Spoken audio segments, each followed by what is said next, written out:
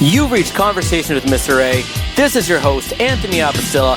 Thank you for listening. Let's get right to the episode.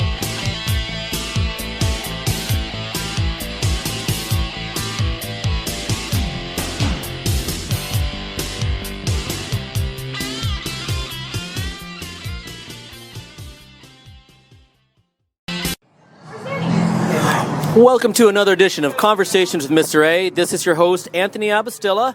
So for this edition, I have Tami and Bill Beam from the Yakima School District. They are band, orchestra, and choir teachers. Tami and Bill, thank you so much for being here. You're welcome. Thank you, Anthony, for having us. Okay, so in the Yakima School District, could you tell me a little bit what school do you work at specifically and what do you do? I am the choir teacher, basically, at Whitney Elementary School. I've been there for 14 of my 23 years. Okay. And now, because of cutbacks and other things, I only teach choir, but I've had band and orchestra there before. So that's what I do. I have about 800 students. Wow. That we teach K through 5. It's a lot of fun. Impressive.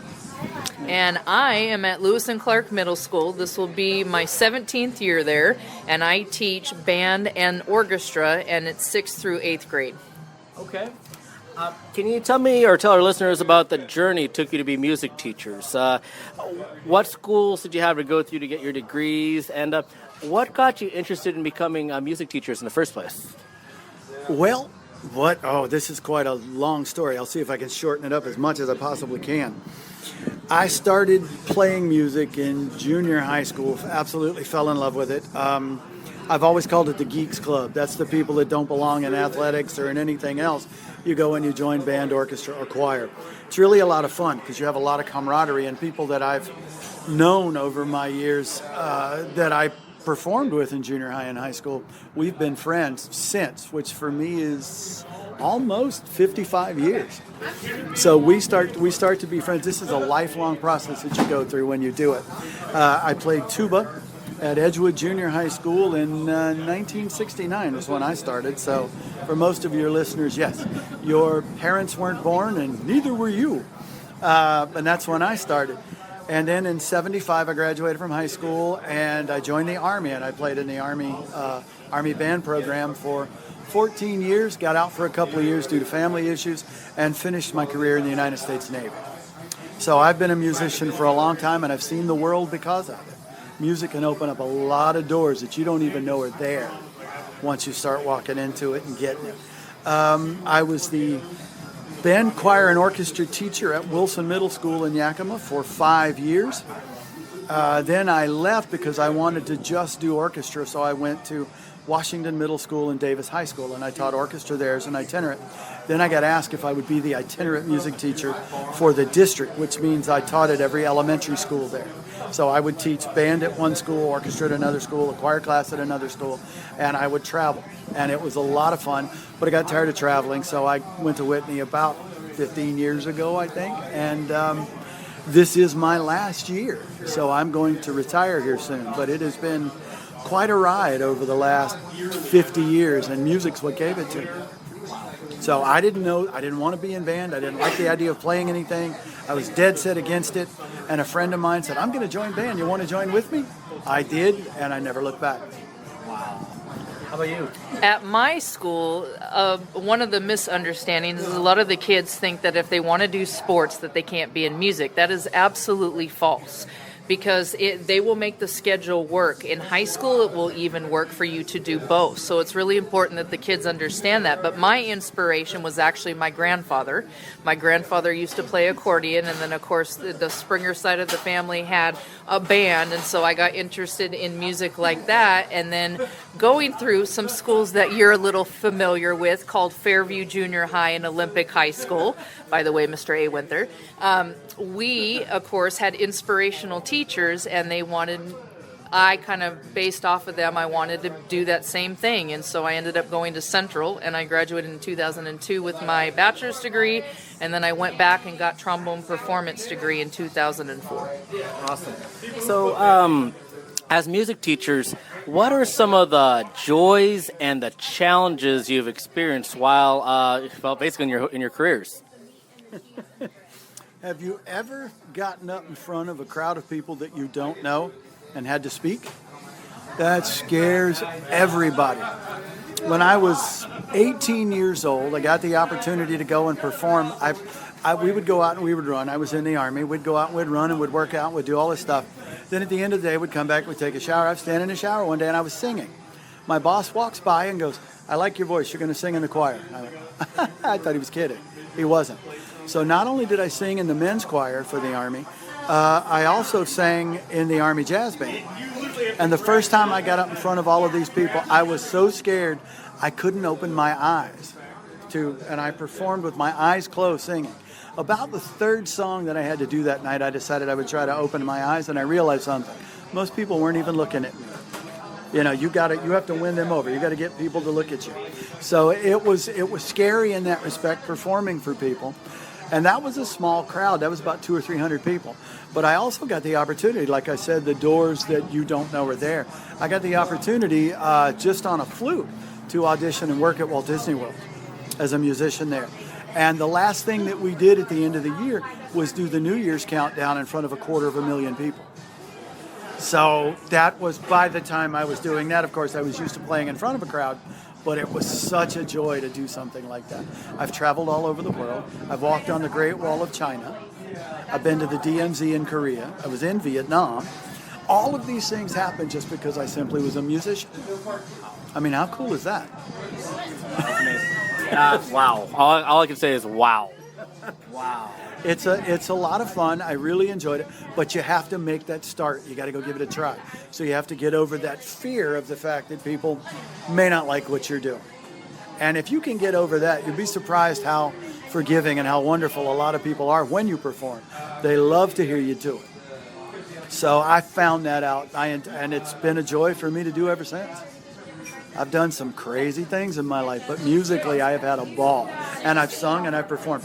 I play bass, I play tuba, and of course I'm a singer because I'm a choir teacher. But it really is a lot of fun. And like I said, a lot of doors I didn't even know were there that were opened for me. And it's been a joy. Wow.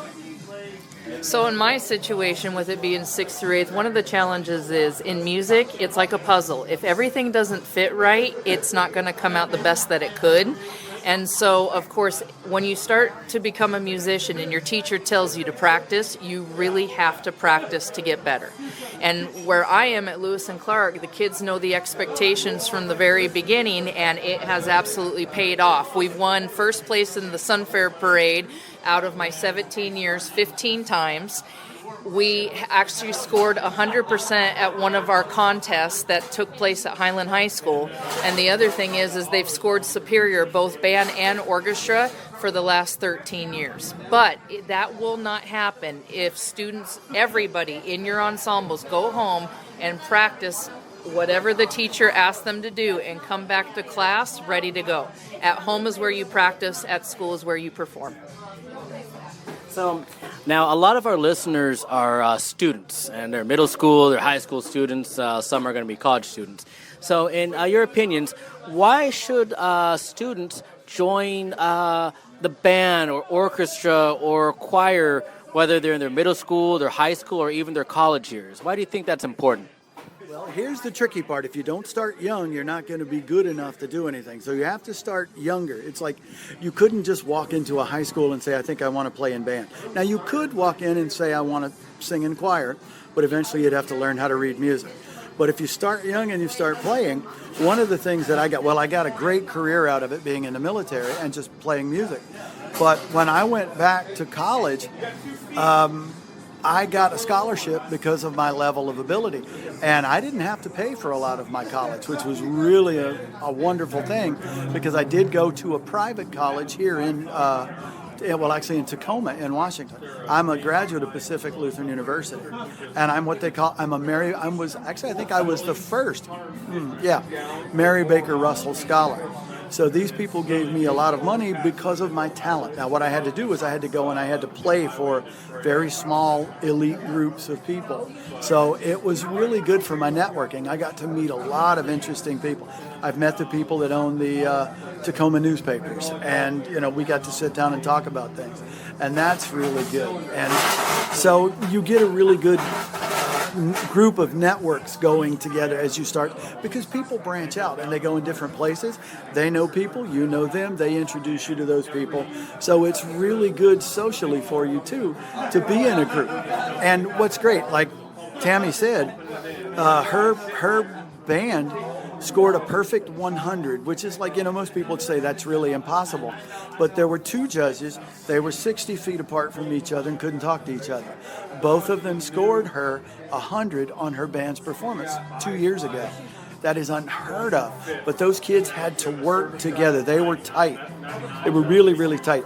And one of the cutest things for me, and of course kids don't like that word cute, is at the end of the year, especially as 8th graders, when the 8th graders walk in and realize that that's over, now they have to move on, it's a very tough thing for them to do. They get so involved. They have so much fun working within these groups that it's hard to walk away from them. But that's the thing about life. You outgrow where you are, but they've got that talent that they can take with them when they go. And so they've got a whole network of people already waiting to meet them at high school. So that's the cool thing. It's kind of like sports, but it's a little smaller group. But most of the kids are really amazing. They're talented, they're smart, and it's a great way to just meet people. Like Bill said, the sooner you join, the better, because it's like learning how to drive, but of course on an instrument, you learn the patterns, you learn the way that the ensembles work, and really if it's kids that are going to continue through junior high, middle school, and high school together, you really do become a family, and that's the number one thing that my students I've noticed.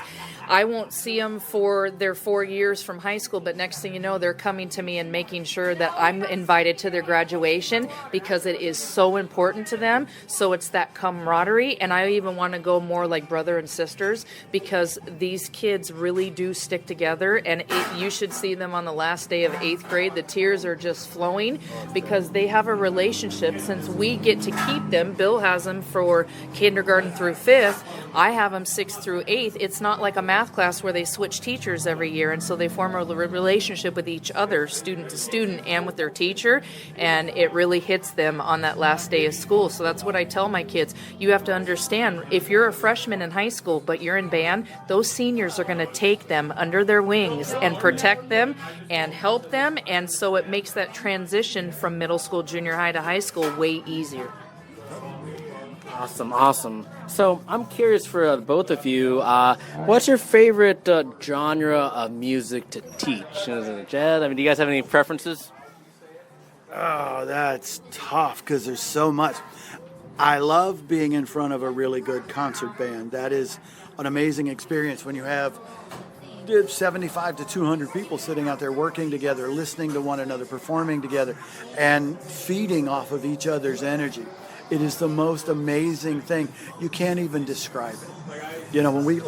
When my senior year, we went to state contest, and one of the judges wrote, "Do you guys play band music anymore?" Because everything was some sort of an orchestral transcription that we did. In other words, we were all really, really good. We were like the best at what we did. And we were playing, you can even look it up. We did Turano Respighi's Pines of Rome, which is like 6 movements of this really classical music. And we got together and we played that, and at the end of the Pines of Rome, the Pines of the Appian Way, everybody is just blowing their heads off. It's loud, it's forceful, it's intense. I can remember, and this was, 1975, and this is 2023. That's how long ago it was. I can remember looking up and seeing the stage lights and the judges as we were playing, and I remember watching one of the judges just put his pen down, fold his hands across his lap, and just listen as we were playing. So at that point, you're doing something really good, and you've got to finish strong. And we enjoyed it so much. There's still people that talk about that performance all these years later. And even what I did, because I was the tuba player and I had the bottom and I was playing really loud, and literally my neck had swollen up so much from blowing, and it was open, that it popped my tie off. I had a clip-on bow tie, and it popped the top button, popped my tie off, and my tie hit the music stand and hit the ground, and I was afraid that one of the judges might have heard it. That's how into what I was doing. It's hard to realize that kind of passion without really being there and doing it, because there was a lot of blood, sweat, and tears that went into it to get it. But I was there with all of those other people, and it was a gathering. It was an experience. We enjoyed it so much. All of us, we were like, we would do that again in a heartbeat. And the judges all wrote, we got 98s and 99s, and this was the Florida State competition, and we won. Wow. So we didn't realize it at the time, but we wound up the 5th ranked band in the nation. We're like, hey, we're pretty good. But all of that happened, over all of those years as we were doing it together. So we still Facebook each other. And like I said, I'm from Florida, so I was a long way away. I would say my two favorite is concert band and jazz band. And the reason mainly for those is, of course, that came to me pretty strong when I was at Fairview Junior High and had Alan Valairs. And I had no idea what jazz was, but he really taught us how to enjoy it, and he taught us the history of it, and so I kind of just took to that and flew with it, and then, of course, it continued in high school. So that's for the performance part, but for the actual teaching part, the one that really grabs me now is orchestra, because I wanted to actually originally do the cello, but we didn't have orchestra at the time until after the class of 1999 graduated. And so that's when they finally got orchestra. So I decided to choose trombone because I didn't want to play anything that had keys. As far as I was concerned when I was young, that was cheating. So I liked that thing that you could make the race car sound on, so everybody played trombone. But anyway, so orchestra, now that I'm a teacher, I have learned a lot. My husband actually taught me a lot about that stuff from him playing bass in the military bands. But the kids in orchestra, everybody thinks you're going to just play classical music. Not true. There is energetic music just like band for orchestra, and I literally have learned so much teaching that, and I absolutely enjoy it. Wow. So when the students first come in, or a new student, you're dealing with new students, how do you start building the relationships with the students? How does that come about? Well, what I used to do when kids would come in is I'd sit down and I'd talk to them. I'd tell them my story. And I would say, you've got to find something that you like. It's not everybody's going to be a flute player. Not everybody's going to be a clarinet player, because most kids, when they come in, they look at the case and they go, that's really small, I can handle that. But a flute's really hard to play. So I'll try to, I would play all of the instruments for them and say, now you got to figure out what you want to do and what you're going to be able to do and what you're going to enjoy. I want you to love it when you're playing it. Now, when you're trying to learn something, you hate it. It's really hard. It's like a lot of kids go, I hate math. Well, you only hate math because you can't do it. And once you learn how to do it, which is just a process like everything else, then all of a sudden it becomes a lot of fun. And now you go, oh, I love this. And why do you love it? I thought you hated it. Well, I learned how to do it. And the more you know, the better you get. The better you get, the more you learn. And the more you learn, the more you're able to do. So I just explain that to them, and I say, you're not going to be great in the beginning. You've got to give this time. I like to tell my kids, I say, if you play for 5 years, and at the end of that 5 years, and you're as good as you could possibly be, and you've put as much into it as you want, and you don't want to do it, you can walk away clean. You know how many kids walk away clean? Very few. Because after 5 years, they go, man, this is fun. I want to keep, because you make some great memories doing it. You really do. So that's what I try to do. I try to introduce them to the instruments, let them know what I've done, and that I know what it's like where they are. I know you're scared right now. I know you're afraid. But just remember, it's not going to hurt you to get out in front of other people and show off a little bit. Everybody likes to be a show-off. I agree with that, yeah. Our 6th grade band this year, because I do the brass instruments, and then we have another teacher that actually does the wood one. Right now, we have 72 kids registered for beginning band. And so the same thing, we will have Ted Brown Music come out, and they will demonstrate the instruments, let the kids actually try, because, of course, you have to figure out what your embouchure is right for. Is it right for woodwinds? Is it right for brass? After they get to try that and the kids start, they go through many, many phases from about September until December where they're scared to death because they feel like they can't do something. But after they do their first performance, which is normally a Christmas show, the next thing you know, the kids that were struggling and didn't understand the actual performance part of it, they absolutely see what all that practice was worth because they did their first performance, and now there is nothing that can stop them. Their attitudes completely change after they do their first performance. That's awesome. That's so awesome to hear.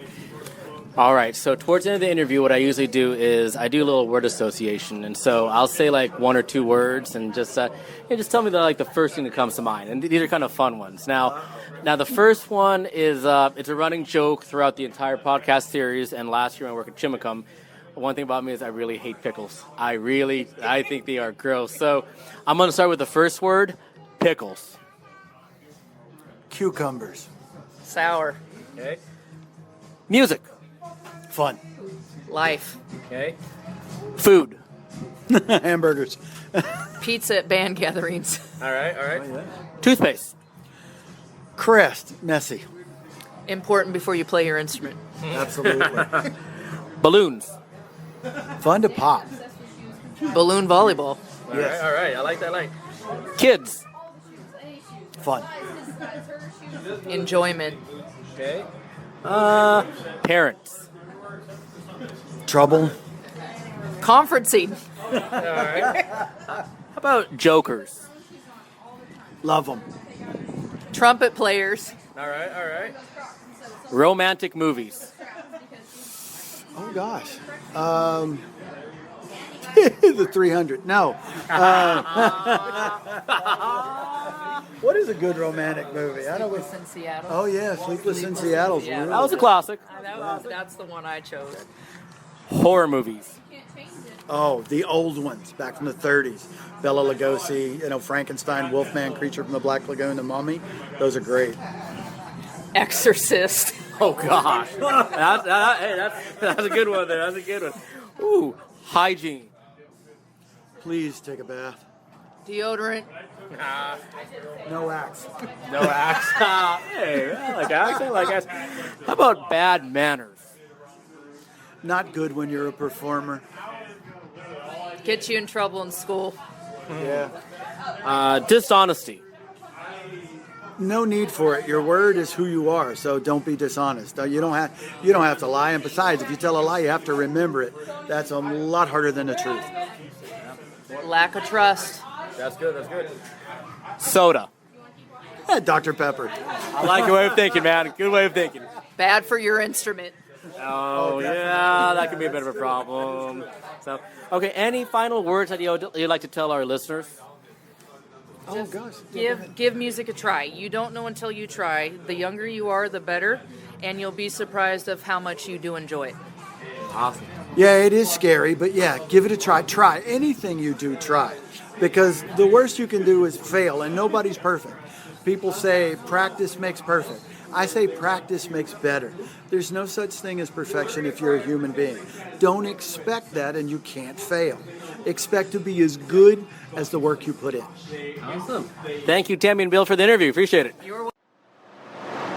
And that concludes this edition of Conversations with Mr. A, featuring Tami and Bill Mead. Thank you so much, Tami and Bill, for the interview and sharing your insights just regarding your passion for teaching band, orchestra, choir. And so, students, just a thought that, hey, if you're thinking about doing music programs, give it a thought, listen, and give it some thought there. So, thank you for listening. Stay tuned for future episodes. We'll see you next time. Welcome.